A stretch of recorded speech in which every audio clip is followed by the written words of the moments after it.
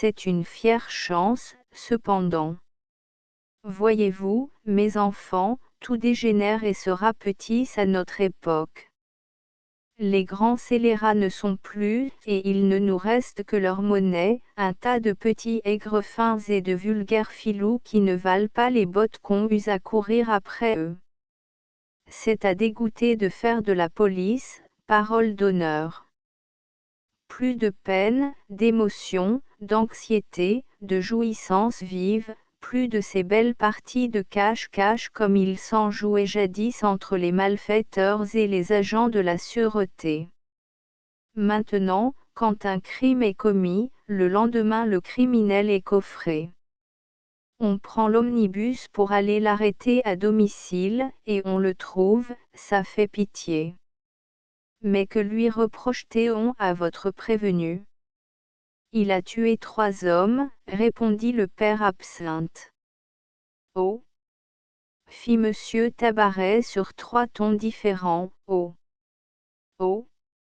Ce meurtrier le raccommodait un peu avec les contemporains. Et où cela? Interrogea-t-il. Dans un cabaret, du côté d'Ivry. Bon. J'y suis, chez la veuve Chupin, un nommé May. J'ai vu cela dans la Gazette des Tribunaux, et Fanferlot l'écureuil, qui m'est venu voir, m'a raconté que vous étiez tout, là-bas, dans d'étranges perplexités au sujet de l'identité de ce gars-là. C'est donc toi, mon fils, qui étais chargé des investigations. Allons, tant mieux. Tu me canteres tout, et je t'aiderai selon mes petits moyens. Il s'interrompit brusquement, et baissant la voix, mais avant, dit-il à Lecoq, fais-moi le plaisir de te lever, attends, quand je te ferai signe, et d'ouvrir brusquement cette porte, là, à gauche. Manette, ma gouvernante, qui est la curiosité même, est derrière à nous écouter. J'entends le frôlement de ses cheveux le long de la serrure. Vas-y. Le jeune policier obéit, et Manette, prise en flagrant délit d'espionnage domestique, se sauva, poursuivie par les sarcasmes de son maître. Tu devrais pourtant savoir que cela ne te réussit jamais, cria-il. Bien que placé plus près de la porte que le papa Tirauclair, ni Lecoq, ni le père Absinthe n'avaient rien entendu, et ils se regardaient, surpris au point de se demander si le bonhomme jouait une petite comédie convenue, ou si son ouïe avait réellement la merveilleuse sensibilité que trahissait cet incident. Maintenant, reprit le père Tabaret, en cherchant sur son lit une favorable position, je t'écoute, Lecoq, mon garçon. Manette n'y reviendra pas. Le jeune policier avait eu le temps, en route, de préparer son récit, et c'est de la façon la plus claire qu'il conta par le menu, et avec des détails qu'on ne saurait écrire, tous les incidents de cette étrange affaire, les péripéties de l'instruction, les émotions de la poursuite, depuis le moment où Gévrol avait enfoncé la porte de la poivrière, jusqu'à l'instant où May avait franchi le mur des jardins de l'hôtel de Sermeuse. Pendant que parlait Lecoq, le père Tabaret se transformait. Pour sûr, il ne sentait plus les douleurs de sa goutte. Selon les phases du récit, il se tortillait sur son lit, en poussant des petits cris de jubilation, où il demeurait immobile, plongé dans une sorte de béatitude extatique comme un fanatique de musique de chambre, écoutant quelque divin quatuor de Beethoven. Que n'étais-je là? Murmurait-il parfois entre ses dents, que n'étais-je là? Quand le jeune policier eut terminé, il laissa éclater ses transports. Voilà qui est beau! S'écria-t-il. Et avec un mot, c'est les Prussiens qui arrivent, pour point de départ, Lecoq, mon garçon, il faut que je te le dise, et je m'y connais, tu t'es conduit comme un ange. Ne voudriez-vous pas dire comme un sot, demanda le défiant policier. Non, mon ami, certes non, Dieu m'en est témoin. Tu viens de réjouir mon vieux cœur, je puis mourir, j'aurai un successeur. Je voudrais t'embrasser, au nom de la logique. Ah! Ce Gévrol qui t'a trahi car il t'a trahi, n'en doute pas, et je te donnerai le moyen de le convaincre de perfidie. Cet obtus et entêté général n'est pas digne de brosser ton chapeau, vous me comblez, monsieur Tabaret. Interrompit Lecoq, qui n'était pas bien sûr qu'on ne se moquât pas de lui, mais avec tout cela, mais a disparu, et je suis perdu de réputation avant d'avoir pu commencer ma réputation. Le bonhomme eut une grimace de singe épluchant une noix. Oh! Attends, reprit-il, avant de repousser mes éloges. Je dis que tu as bien mené cette affaire, mais on pouvait la mener mieux, infiniment mieux. Cela s'explique. Tu es doué, c'est incontestable, tu as le flair, le coup d'œil, tu sais déduire du connu à l'inconnu, seulement l'expérience te manque, tu t'enthousiasmes ou tu te décourages pour un rien, tu manques de suite, tu t'obstines à tourner autour d'une idée fixe comme un papillon autour d'une chandelle. Enfin tu es jeune. Sois tranquille, c'est un défaut qui passera tout seul et trop tôt. Pour tout dire, tu as commis des fautes. Lecoq baissait la tête comme l'élève recevait le leçon de son professeur. N'était-il pas l'écolier, et ce vieux n'était-il pas le maître? Toutes tes fautes, poursuivit le bonhomme, je te les énumérerai, et je te démontrerai que par 3 fois au moins tu as laissé échapper l'occasion de tirer au clair cette affaire si trouble en apparence, si limpide en réalité. Cependant, monsieur, chut, chut, mon fils. Laisse-moi dire. De quel principe es-tu parti, au début? De celui-ci, se défier surtout des apparences, croire précisément le contraire de ce qui paraîtra vrai ou seulement vraisemblable. Point. Oui, c'est bien cela que je me suis dit. Et c'était bien dit. Avec cette idée dans ta lanterne, pour éclairer ton chemin, tu devais aller droit à la vérité. Mais tu es jeune, je te l'ai déjà dit, et à la première circonstance très vraisemblable qui s'est rencontrée, tu as totalement oublié ta règle de conduite. On t'a servi un fait plus que probable, et tu l'as avalé comme le goujon gobe l'appât du pêcheur. La comparaison ne laissa pas que de piquer le jeune policier. Je n'ai pas été, ce me semble, si simple que cela, protesta-t-il. Bah! Qu'as-tu donc pensé lorsqu'on t'a appris que M. d'Escorval, le juge d'instruction, s'était cassé la jambe en descendant de voiture? Dame! J'ai cru ce qu'on me disait, je l'avoue franchement, parce que... Il cherchait, le père Tirauclair éclata de rire. Tu l'as cru, acheva-t-il, parce que c'était extraordinairement vraisemblable. Qu'eussiez-vous donc imaginé à ma place, le contraire de ce qu'on me disait? Je me serais peut-être trompé, je serais eu tout qu'à rester dans la logique de ma déduction.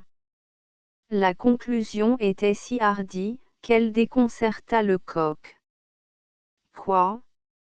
S'écria-t-il, supposez-vous donc que la chute de M. d'Escorval n'est qu'une fiction? Qu'il ne s'est pas cassé la jambe? La physionomie du bonhomme devint soudainement grave. Je ne le suppose pas, répondit-il, j'en suis sûr.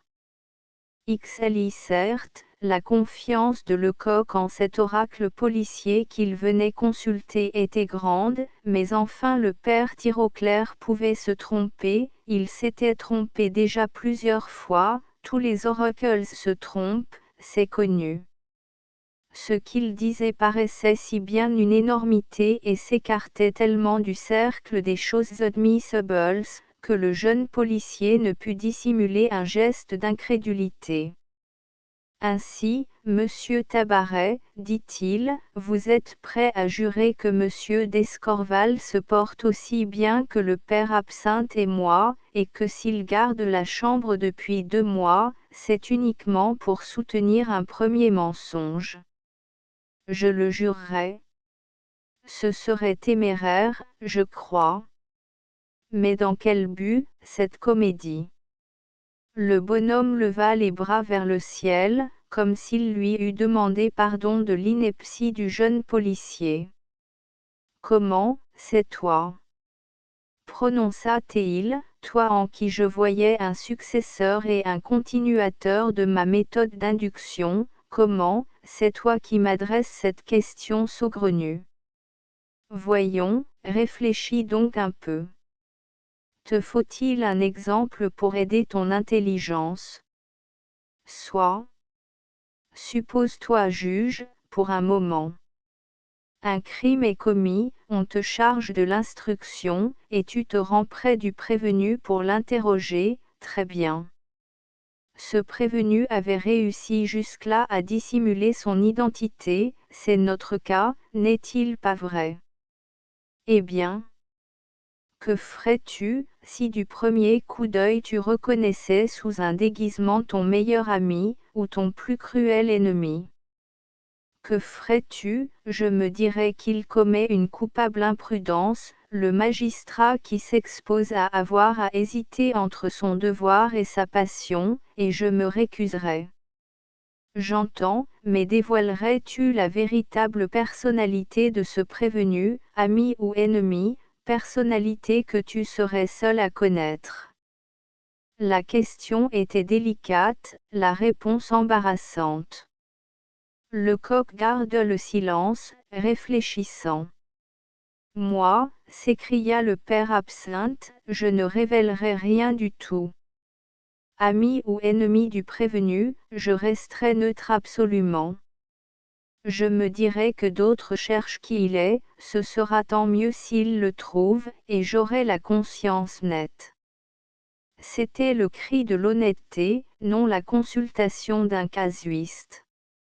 Je me tairai aussi, répondit enfin le jeune policier, et il me semble qu'en me taisant je ne manquerai à aucune des obligations du magistrat.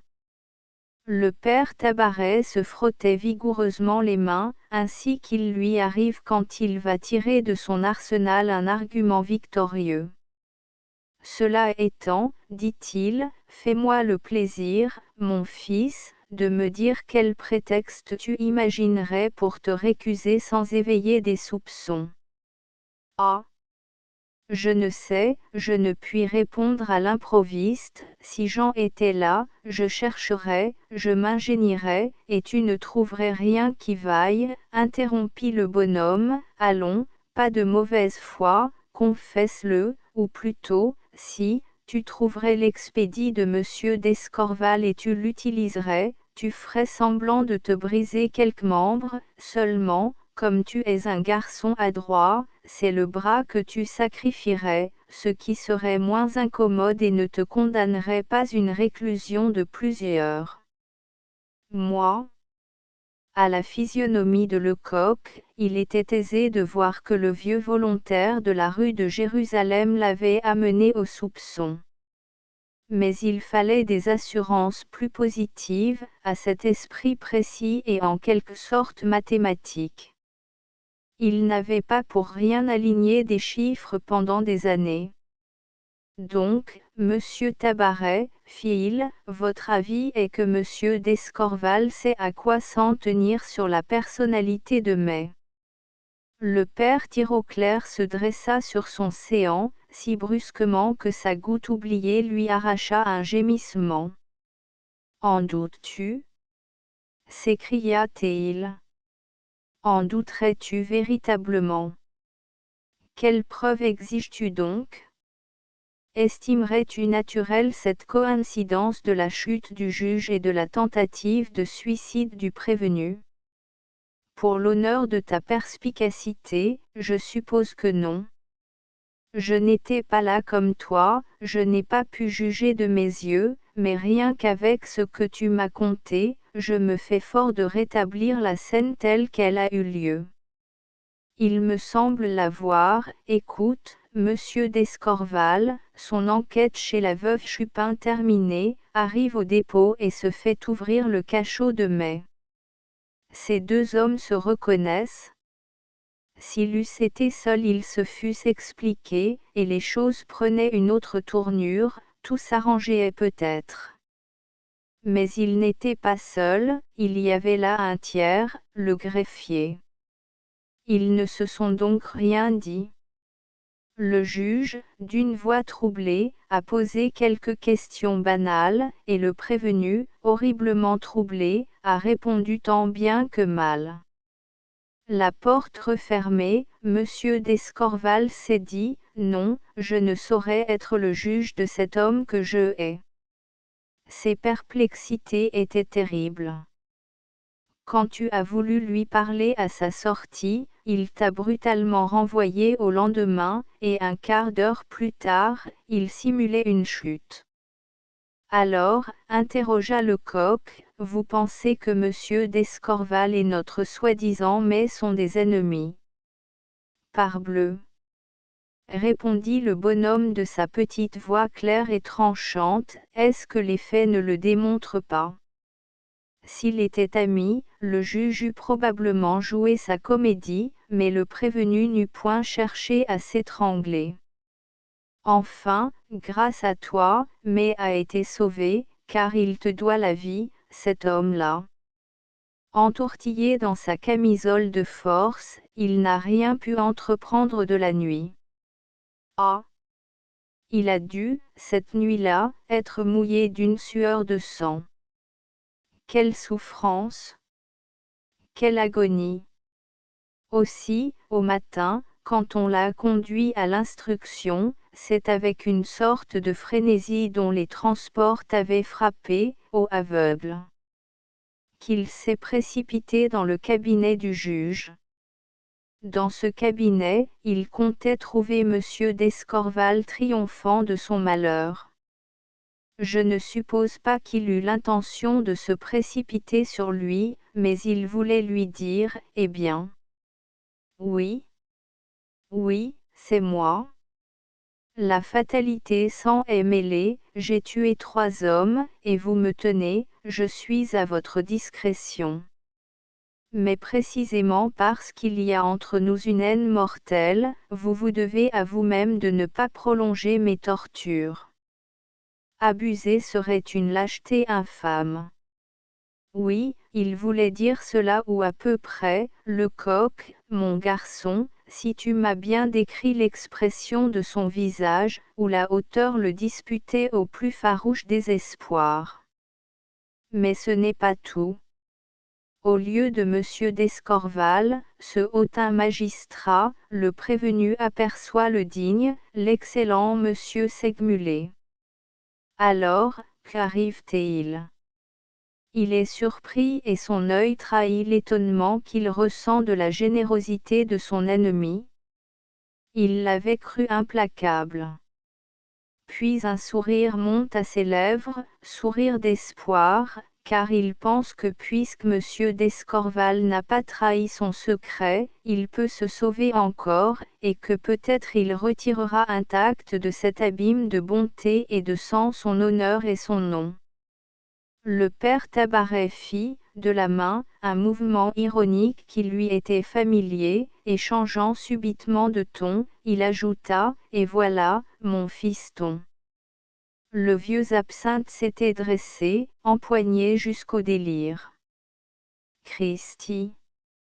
s'écria-t-il, « ça y est. » Oh ! Ça y est. Pour être muette, l'approbation de Lecoq n'en était pas moins évidente. Mieux que son vieux collègue, et en plus exacte connaissance de cause, il pouvait apprécier ce rapide et merveilleux travail d'induction.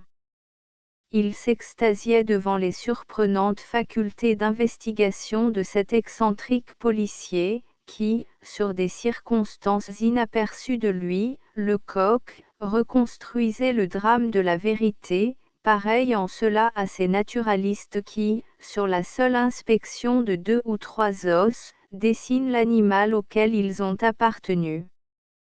Pendant une bonne minute, le père Tabaret savoura ces 2 formes si diverses mais également délicieuses pour lui, de l'admiration, puis, reprenant son calme, il poursuivit: « Te faudrait-il quelques petites preuves encore, Lecoq, mon fils?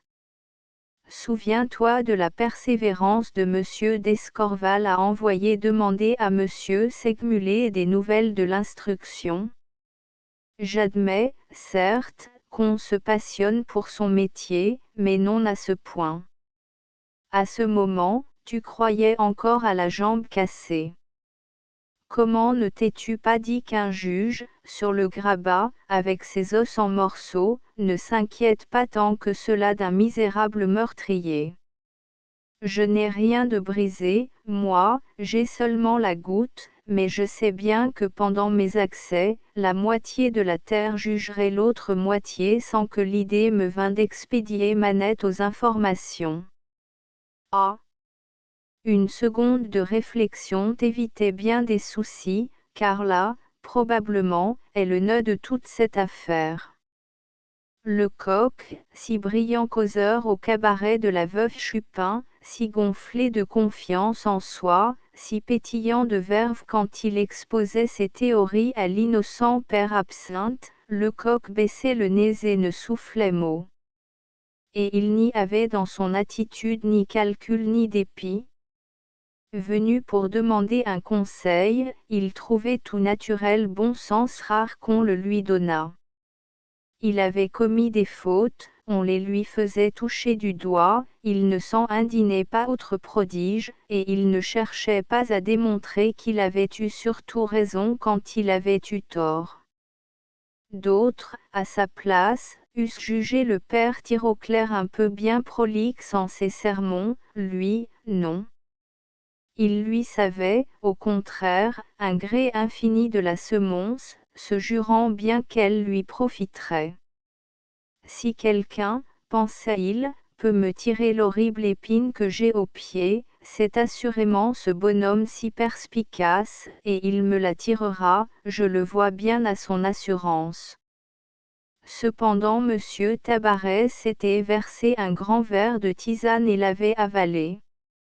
Il s'essuya les lèvres et reprit: « Je ne parlerai que pour mémoire, mon garçon, de l'école que tu as faite en n'arrachant pas à toi non la vertu, pendant qu'elle était à ta dévotion, tout ce qu'elle savait de l'affaire. Quand on tient la poule, tu sais le proverbe. Il faut la plumer sur le champ, sinon, soyez tranquille, monsieur Tabaret, je suis payé pour me rappeler le danger qu'on court à laisser refroidir un témoin bien disposé. Passons donc. Mais ce qu'il faut que je te dise, c'est que 3 ou 4 fois, pour le moins, tu as eu le moyen de tirer la chose au clair. » Il s'arrêta attendant quelques protestations de son élève. Elle ne vint point. S'il le dit, pensait le jeune policier, cela doit être. Cette discrétion frappa beaucoup le bonhomme et redoubla l'estime qu'il avait conçue pour le caractère de Lecoq. La première fois que tu as manqué le coche, poursuivit-il, c'est quand tu promenais la boucle d'oreille trouvée à la poivrière. Ah! J'ai cependant tout tenté pour arriver à la dernière propriétaire, beaucoup tenté, je ne dis pas non, mon fils, mais tout, c'est trop dire. Par exemple, quand tu as appris que la baronne de Watchau était morte et qu'on avait vendu tout ce qu'elle possédait, qu'as-tu fait? Vous le savez, j'ai couru chez le commissaire-priseur chargé de la vente. Très bien. Après, j'ai examiné le catalogue, et n'y découvrant aucun bijou dont la description s'appliquât à ces beaux diamants, j'ai reconnu que la piste était perdue. Le père Tirauclair jubilait.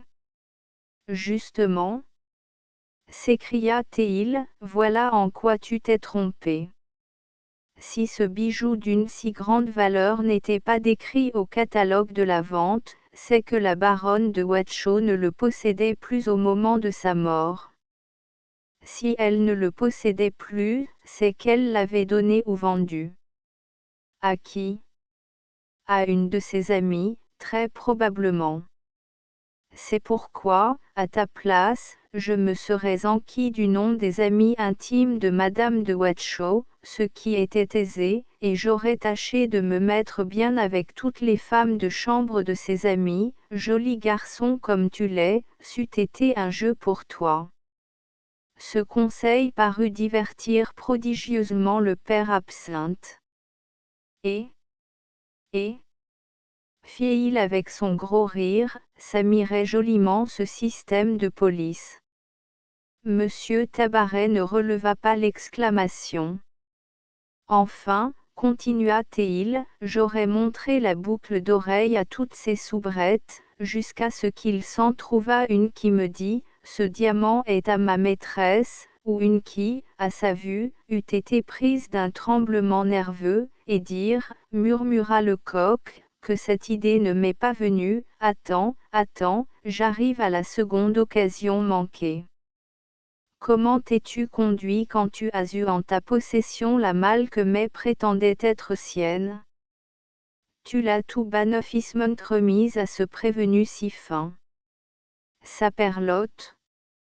Tu n'ignorais pourtant pas que cette malle n'était qu'un accessoire de la comédie, qu'elle n'avait pu être déposée chez Madame Milner que par le complice, que tous les effets qui s'y trouvaient avaient été achetés après coup. Non, je ne l'ignorais pas.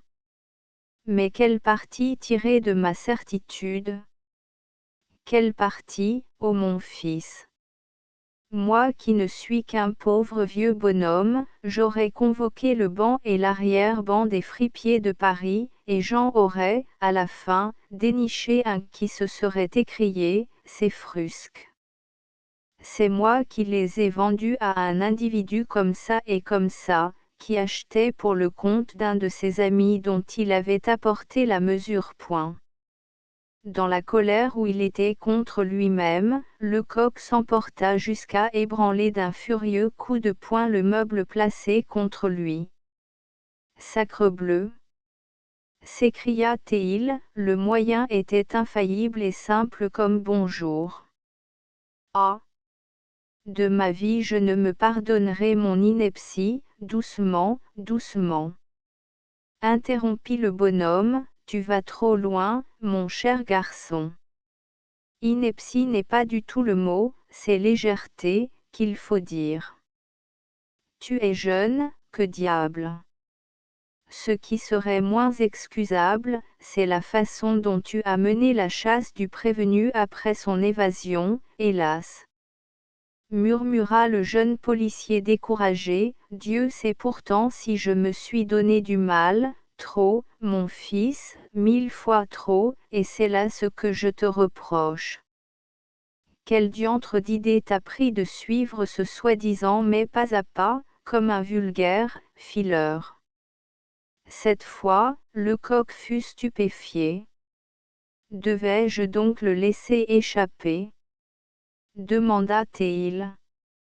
Non, mais si j'avais été à côté de toi, sous les galeries de l'Odéon, quand tu as si habilement car tu es habile, ô mon fils et promptement deviné les intentions du prévenu, je t'aurais dit, ce gars-là, ami Lecoq, court chez Madame Milner lui dire de faire savoir son évasion, laissons-le courir point.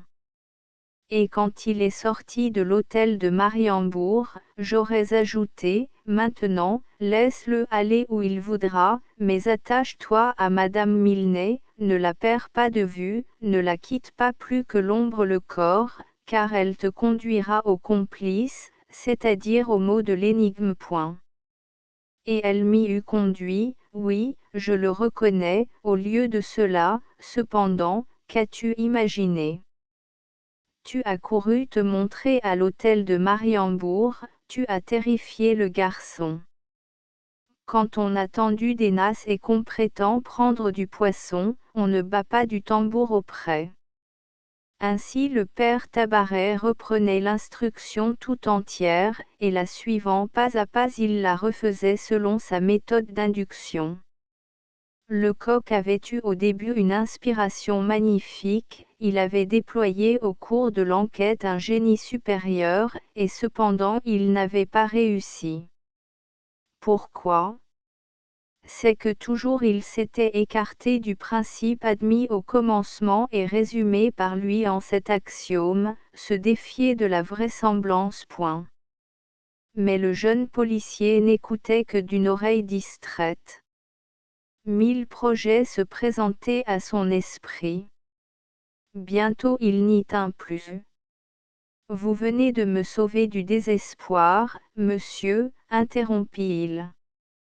J'avais cru tout perdu, et je découvre que mes sottises peuvent se réparer.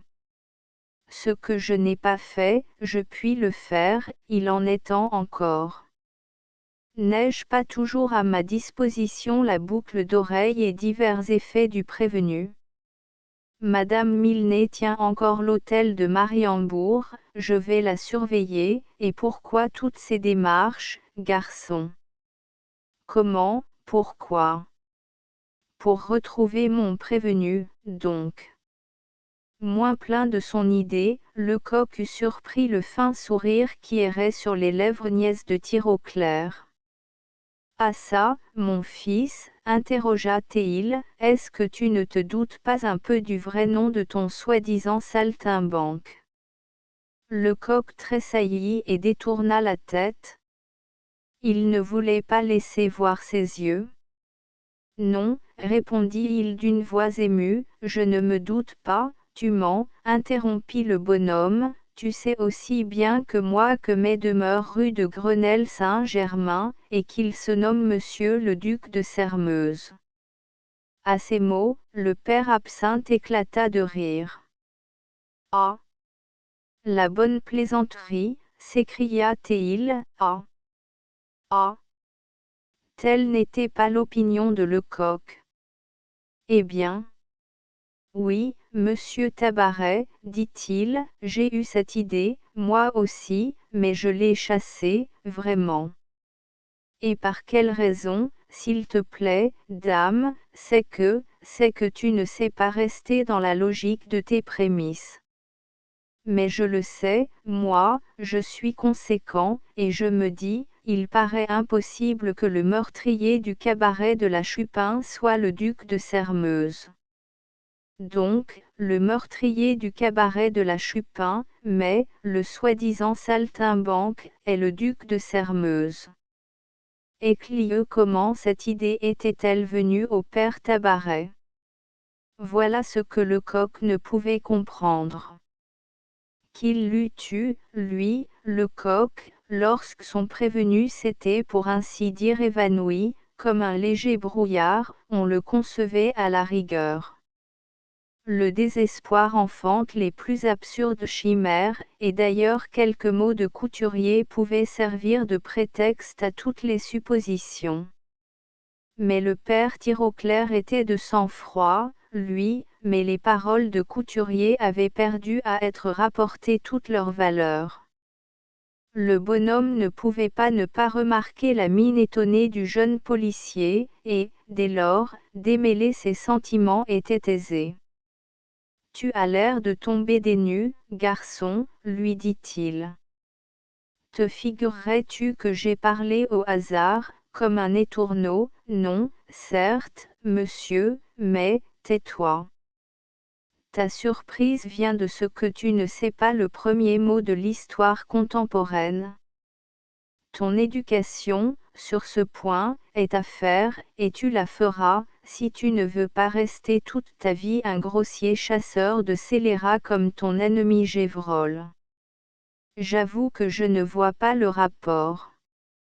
Monsieur Tabaret ne daigna pas répondre à cette question. Il se retourna vers le père Absinthe, et du ton le plus amical, « Faites-moi donc le plaisir, mon vieux, lui dit-il, de prendre dans ma bibliothèque, à côté, 2 gros in-folios, intitulés « Biographie générale des hommes du siècle ». Ils sont dans l'armoire de droite. Le père Absinthe s'empressa d'obéir, et dès qu'il fut en possession de ces volumes, le père Tabaret se mit à les feuilleter d'une main fiévreuse non sans annoncer, comme toujours quand on cherche un mot dans le dictionnaire. Esbeyron. Bredouillaïl, Escar, Esquerac, Éché, Escodica. Enfin nous y voici. Escorval. Écoute-moi bien, mon fils, et la lumière se fera dans ta cervelle. Point n'était besoin de la recommandation. Jamais les facultés du jeune policier n'avaient été plus tendues. C'est d'une voix brève, que le bonhomme lut, Escorval, Louis-Guillaume, baron D., administrateur et homme politique français, né à Montaignac, le 3 décembre 1769, d'une vieille famille de robes. Il achevait ses études à Paris, quand éclata la Révolution, il en embrassa la cause avec toute l'ardeur de la jeunesse. Mais, épouvanté bientôt des excès qui se commettaient au nom de la liberté, il se rangea du côté de la réaction, conseillé peut-être par Roederer, qui était un ami de sa famille. Recommandé au premier consul par M. de Talleyrand, il débuta dans la carrière administrative par une mission en Suisse, et tant que dura l'Empire, il fut mêlé aux plus importantes négociations. Dévoué corps et âme à la personne de l'empereur, il se trouva gravement compromis à la Seconde Restauration. Arrêté lors des troubles de Montaignac sous la double prévention de haute trahison et de complot à l'intérieur, il fut traduit devant une commission militaire et condamné à mort. Mais il ne fut pas exécuté. Il dut la vie au noble dévouement et à l'héroïque énergie d'un prêtre de ses amis, l'abbé Midon, curé du petit village de Sermeuse. Le baron d'Escorval n'a qu'un fils, entré fort jeune dans la magistrature. Grand fut le désappointement de Lecoq. J'entends bien, prononça-t-il, c'est la biographie du père de notre juge. Seulement, je ne vois pas ce qu'elle nous apprend. Un ironique sourire errait sur les lèvres du père Tirauclair. Elle nous apprend, répondit-il, que M. d'Escorval père a été condamné à mort. C'est quelque chose, je t'assure. Un peu de patience, et tu le reconnaîtras. Il avait de nouveau feuilleté son dictionnaire, il reprit sa lecture, Sermeuse, Anne-Marie-Victor de Tingry, duc de, homme politique et général français, né au château de Sermeuse, près Montaignac, le 17 janvier 1758.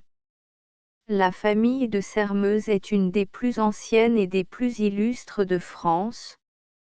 Il ne faut pas toutefois la confondre avec la famille ducale de Sermeuse, dont le nom s'écrit par un E émigré au premier mouvement de la Révolution. Anne de Sermeuse se distingua par le plus brillant courage à l'armée de Condé. Quelques années plus tard, il demandait du service à la Russie, et se battait, disent certains de ses biographes, dans les rangs russes, lors de la désastreuse retraite de Moscou. Rentré en France à la suite des Bourbons, il s'acquit une bruyante célébrité par l'exaltation de ses opinions ultra-royalistes. Il est vrai qu'il eut le bonheur de rentrer en possession des immenses domaines de sa famille, et les grades qu'il avait gagnés à l'étranger lui furent confirmés. Désigné par le roi pour présider la commission militaire chargée de poursuivre et de juger les conspirateurs de Montaignac, il déploya des rigueurs et une partialité que flétriront tous les partis. Le coq s'était dressé, l'œil étincelant. Sacré tonnerre! S'écria-t-il, j'y vois clair maintenant. Le père du duc de Sairmeuse actuel a voulu faire couper le cou du père de notre monsieur d'Escorval. Monsieur Tabaret rayonnait. Voilà à quoi sert l'histoire, dit-il. Mais je n'ai pas fini, garçon, notre duc de Sairmeuse nous a aussi son article.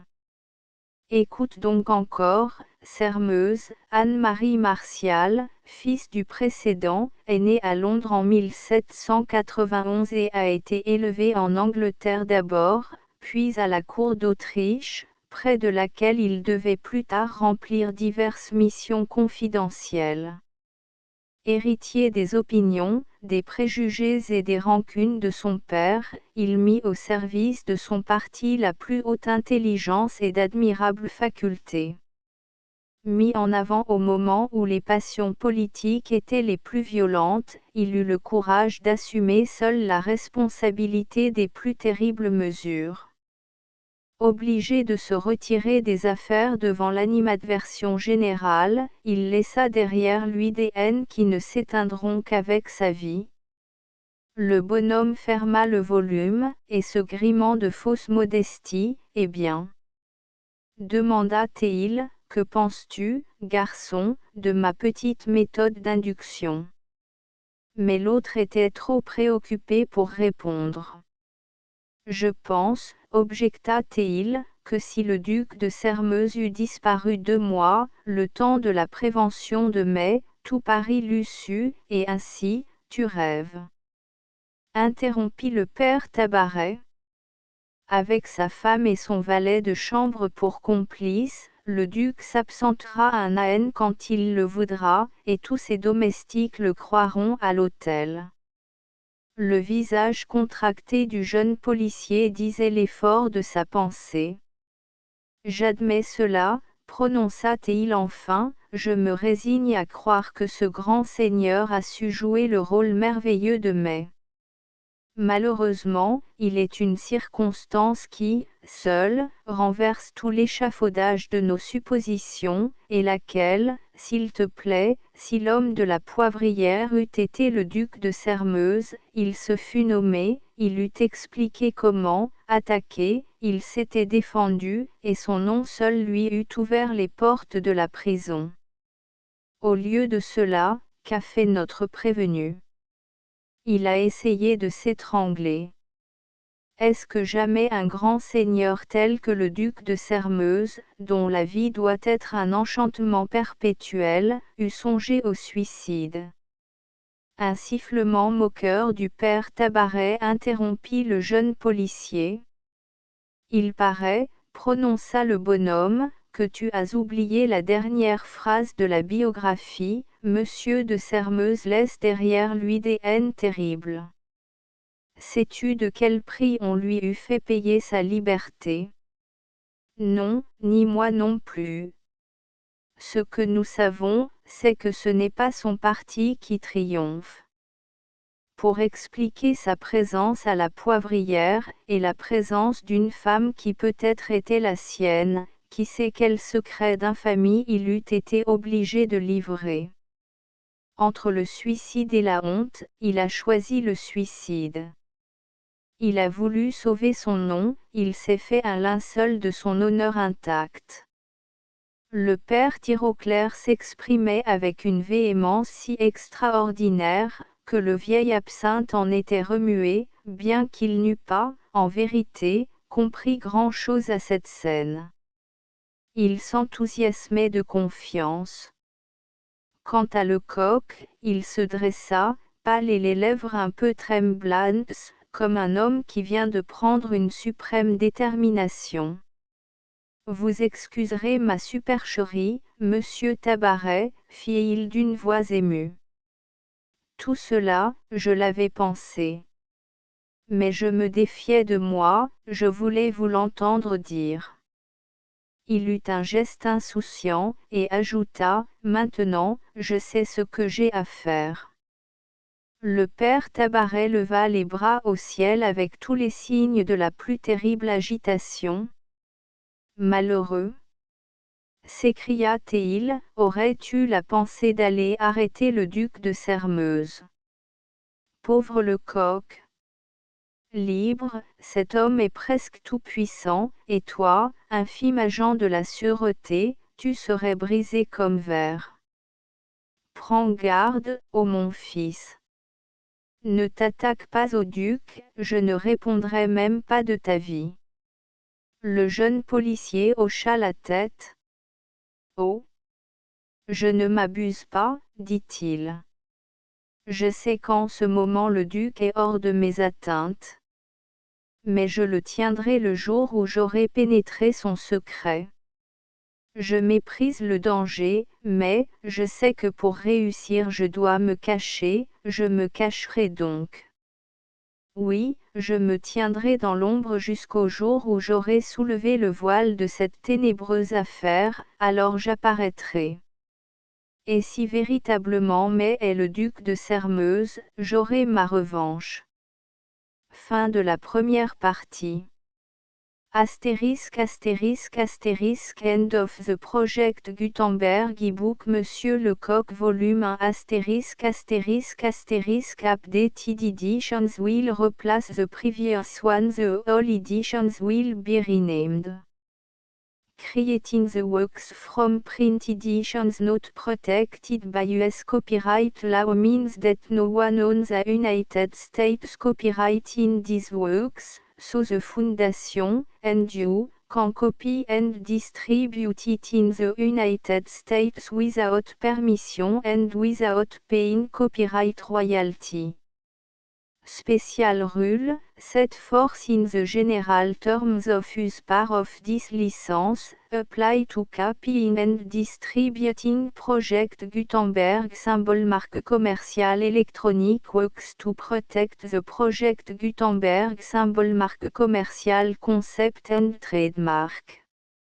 Project Gutenberg is a registered trademark, and may not be used if you charge for an e-book, except by following the terms of the trademark license, including paying royalty for use of the Project Gutenberg trademark.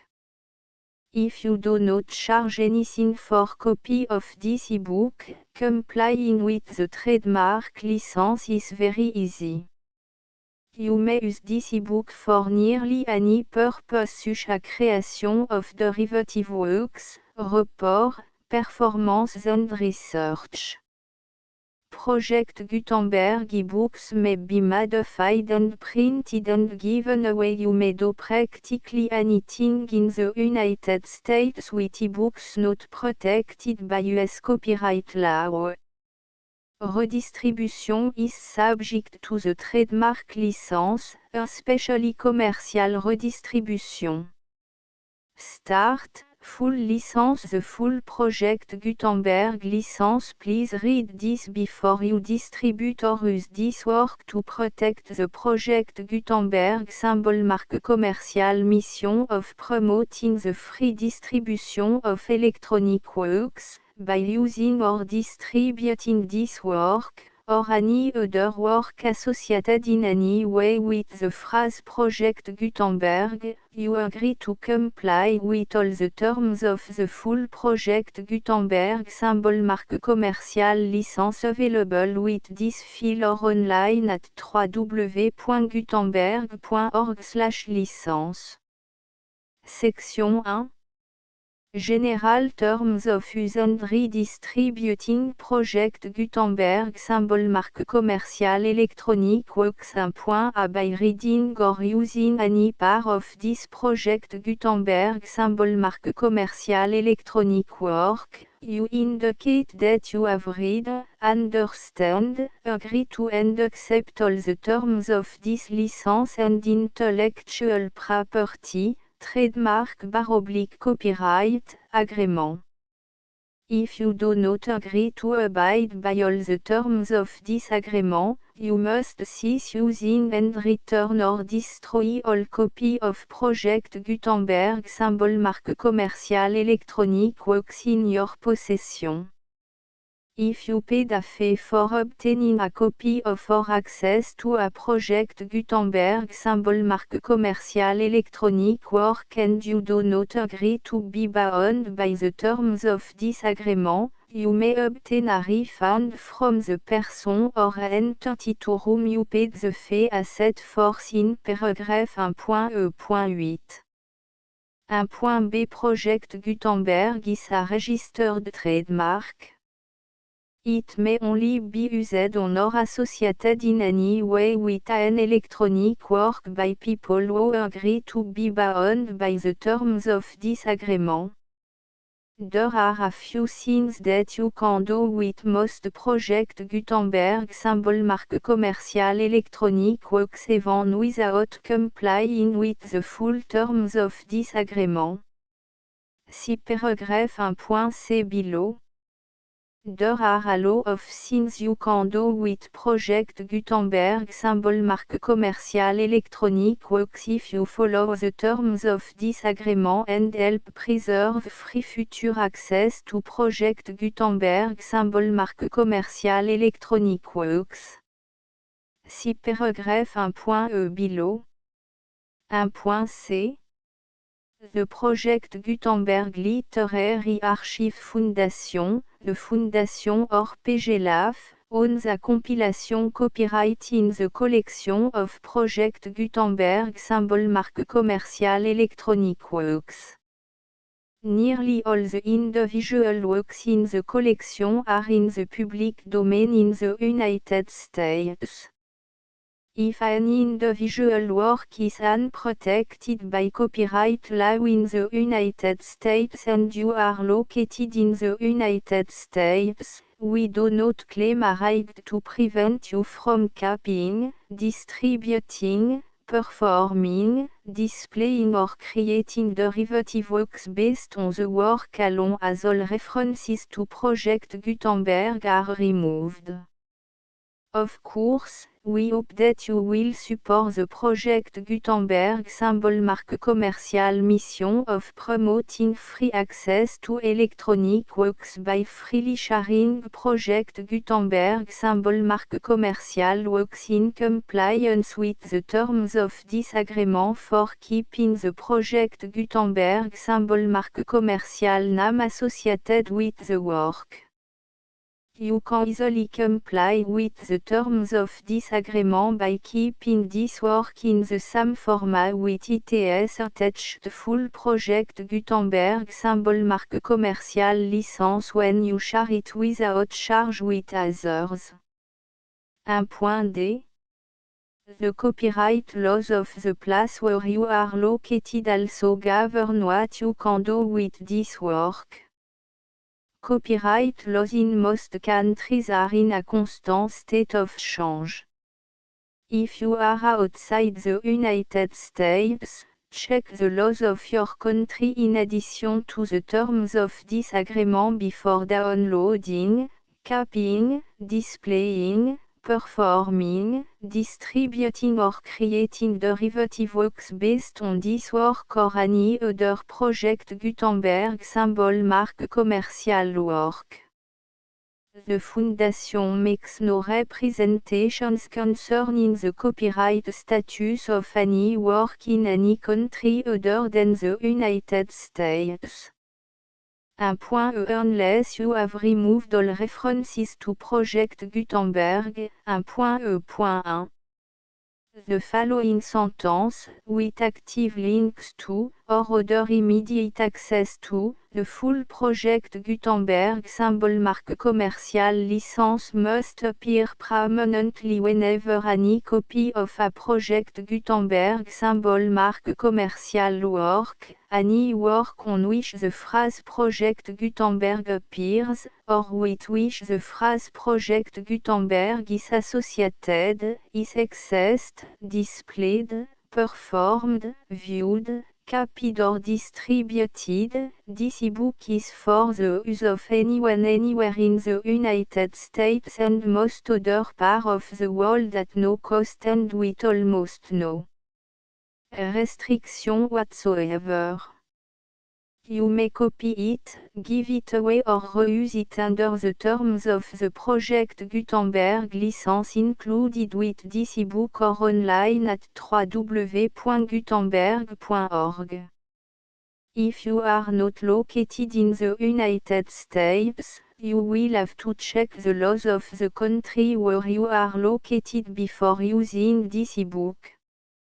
1.E.2 If an individual project Gutenberg symbol marque commerciale electronic work is derived from texts not protected by US copyright law, does not contain a notice indicating that it is posted with permission of the copyright holder, the work can be copied and distributed to anyone in the United States without paying any fees or charge. If you are redistributing or providing access to a work with the phrase Project Gutenberg associated with or appearing on the work, you must comply either with the requirements of paragraphs 1.E.1 through 1.E.7 or obtain permission for the use of the work and the Project Gutenberg symbol marque commerciale trademark as set forth in paragraphs 1.E.8 or 1.E.9. 1.E.3 If an individual project Gutenberg symbol marque commerciale electronic work is posted with the permission of the copyright holder, your use and distribution must comply with both paragraphs 1.E.1 through 1.E.7 and any additional terms imposed by the copyright holder. Additional terms will be linked to the Project Gutenberg symbol marque commerciale license for all works posted with the permission of the copyright holder found at the beginning of this work. 1.E.4 Do not unlink or detach or remove the full Project Gutenberg symbol marque commerciale license terms from this work, or any file containing a part of this work or any other work associated with Project Gutenberg symbol marque commerciale. 1.E.5 Do not copy, display, perform, distribute or redistribute this electronic work, or any part of this electronic work, without permanently displaying the sentence set forth in paragraph 1.E.1 with active links or immediate access to the full terms of the Project Gutenberg symbol marque commerciale license. 1.E.6 You may convert to and distribute this work in any binary, compressed, marked up, non-proprietary or proprietary form, including any word processing or hypertext form. However, if you provide access to or distribute copy of a Project Gutenberg symbol marque commerciale work in a format other than plain vanilla ASCII or other format used in the official version posted on the official Project Gutenberg symbol marque commerciale website, www.gutenberg.org you must, at no additional cost, fee or expense to the user, provide a copy, a means of exporting a copy, or a means of obtaining a copy upon request, of the work in its original plain vanilla ASCII or other form. Any alternate format must include the full Project Gutenberg symbol marque commerciale license as specified in paragraph 1.E.1. 1.E.7 Do not charge a fee for access to, viewing, displaying, performing, copying or distributing any project Gutenberg symbol marque commerciale works unless you comply with paragraphe 1.e.8 or 1.e.9. 1.e.8 You may charge a reasonable fee for copy of or providing access to or distributing project Gutenberg symbol marque commerciale electronic works provided that you pay a royalty fee of 20% of the gross profit you derive from the use of project Gutenberg symbol marque commerciale works calculated using the method you already use to calculate your applicable tax. The fee is owed to the owner of the project Gutenberg symbol marque commerciale trademark. BU et HAS agreed to donate royalty under this paragraph to the project Gutenberg Literary Archive Foundation. Royalty payment must be paid within 60 days following each date on which you prepare, or are legally required to prepare, your periodic tax returns. Royalty payment should be clearly marked association to the project Gutenberg Literary Archive Foundation at the address specified in section 4, Information about donation to the project Gutenberg Literary Archive Foundation.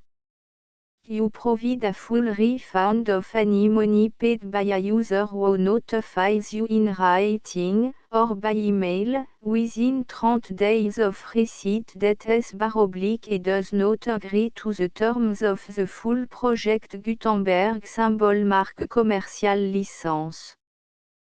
You must require such a user to return or destroy all copy of the works possessed in a physical medium and discontinue all use of and all access to other copy of project Gutenberg symbol marque commerciale works.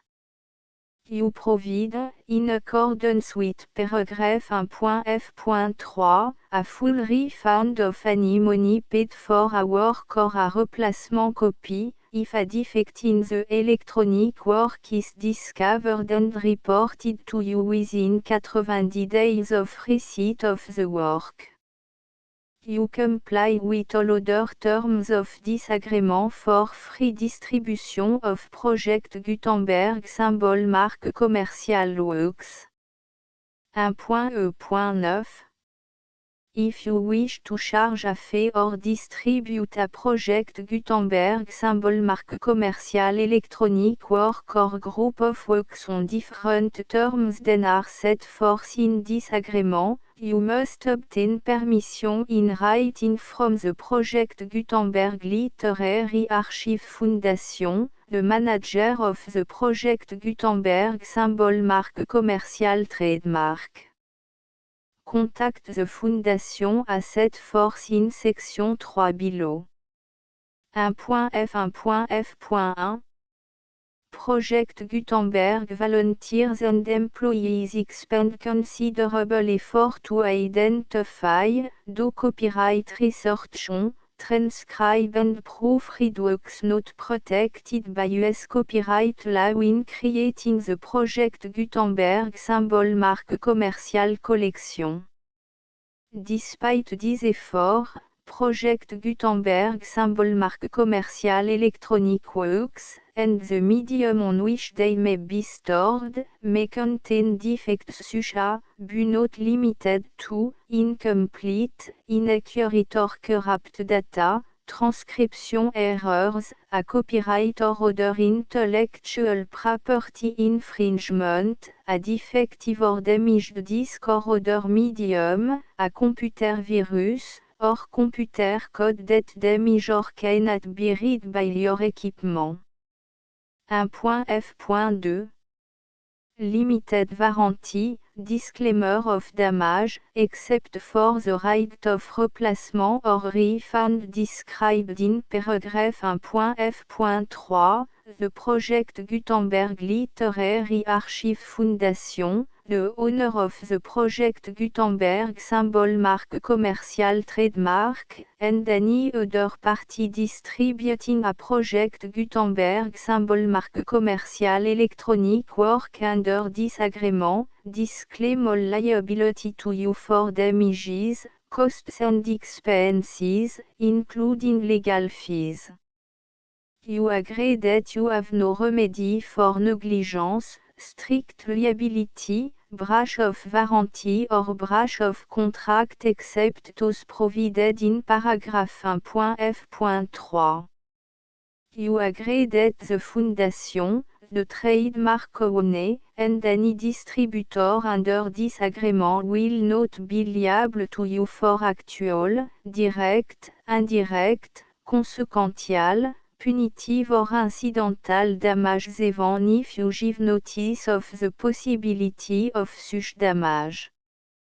1.f.3 Limited right of replacement or refund, if you discover a defect in this electronic work within 90 days of receiving it, you can receive a refund of the money, if any, you paid for it by sending a written explanation to the person you received the work from. If you received the work on a physical medium, you must return the medium with your written explanation. The person or entity that provided you with the defective work may elect to provide a replacement copy in lieu of a refund. If you received the work electronically, the person or entity providing it to you may choose to give you a second opportunity to receive the work electronically in lieu of a refund. If the second copy is also defective, you may demand a refund in writing without further opportunities to fix the problem. 1.f.4 Except for the limited right of replacement or refund set forth in paragraph 1.f.3, this work is provided to you as, with no other warranties of any kind, express or implied, including but not limited to warranties of merchantability or fitness for any purpose. 1.f.5 Some states do not allow disclaimers of certain implied warranties or the exclusion or limitation of certain type of damages. If any disclaimer or limitation set forth in this agreement violates the law of the state applicable to this agreement, the agreement shall be interpreted to make the maximum disclaimer or limitation permitted by the applicable state law. The invalidity or unenforceability of any provision of this agreement shall not void the remaining provision. 1.f.6 Indemnity, you agree to indemnify and all the Foundation, the trademark owner, any agent or employee of the Foundation, anyone providing copy of Project Gutenberg symbol mark commercial electronic works in accordance with this agreement, and any volunteers associated with the production, promotion and distribution of Project Gutenberg symbol mark commercial electronic works, harmless from all liability, costs and expenses, including legal fees, that arise directly or indirectly from any of the following which you do or cause to occur. A. Distribution of this or any Project Gutenberg symbol mark commercial work. B. Alteration, modification, or addition or deletions to any Project Gutenberg symbol mark commercial work. And C. Any defect you cause. Section 2.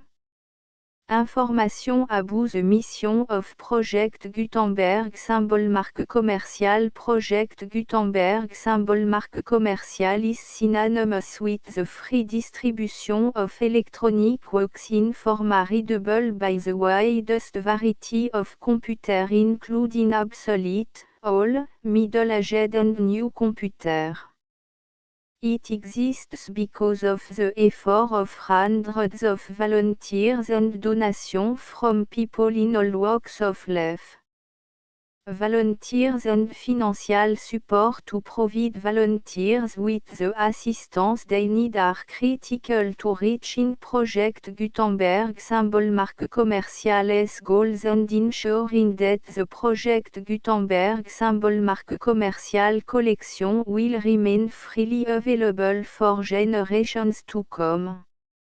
In 2001, the Project Gutenberg Literary Archive Foundation was created to provide a secure and permanent future for Project Gutenberg symbol marque commercial and future generations. To learn more about the Project Gutenberg Literary Archive Foundation and how your efforts and donations can help, see section 3 and 4 and the Foundation information page at www.gutenberg.org. Section 3. Information about the Project Gutenberg Literary Archive Foundation. The Project Gutenberg Literary Archive Foundation is a non-profit 501, c3, educational corporation organized under the laws of the state of Mississippi and granted tax-exempt status by the Internal Revenue Service. The Foundation SEIN or Federal Tax Identification Number is 64 à 6 221 541. Contribution to the Project Gutenberg Literary Archive Foundation are tax deductible to the full extent permitted by U.S. federal laws and your state's laws. The Foundation's business office is located at 809 North 1500 West, Salt Lake City, U84 116, 801, 596 à 1887. Email contact links and up-to-date contact information can be found at the Foundation's website and official page at www.gutenberg.org/contact. Section 4. Information about donation to the Project Gutenberg Literary Archive Foundation. Project Gutenberg symbol marque commercial depends upon and cannot survive without widespread public support and donation to carry out its mission of increasing the number of public domain and licensed works that can be freely distributed in machine-readable form accessible by the widest array of equipment including outdated equipment. Many small donations, $1 to $5,000, are particularly important to maintaining tax-exempt status with the IRS. The Foundation is committed to complying with the laws regulating charities and charitable donations in all 50 states of the United States. Compliance requirements are not uniform and it takes a considerable effort, much paperwork and money fees to meet and keep up with these requirements. We do not solicit donations in locations where we have not received written confirmation of compliance. To send donation or determine the status of compliance for any particular state, visit www.gutenberg.org/donate. While we cannot and do not solicit contribution from states where we have not met the solicitation requirements, we know of no prohibition against accepting unsolicited donation from donors in such states who approach us with offers to donate.